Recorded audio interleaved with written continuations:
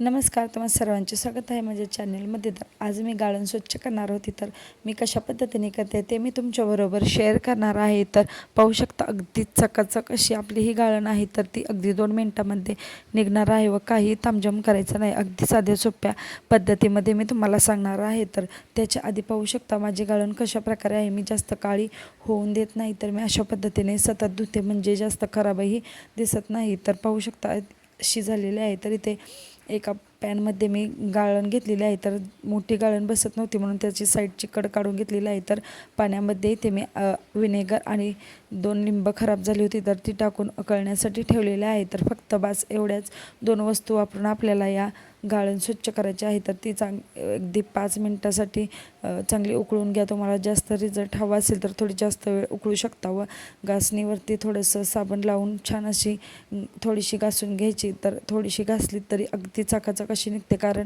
आपण उकळल्यामुळे त्यातील जे चिकट तेलकट डाग असतात तर ते निघले जातात. तर त्यामुळे छान अशी स्वच्छ होती. तर तुम्ही आठवड्यातून एकदा किंवा 2दा अशा प्रकारे धुवून घेऊ शकता, म्हणजे छान अशी आपली गाळणी राहते. ज्यांच्या घरी कोरा छाज असतो तो त्यांच्या घरी तर या खूप जास्त घाण होतात. तर तुम्ही नक्कीच आठवड्यातून 2दा ही पद्धत वापरून पाहा. अशा प्रकारे चकाचक करा.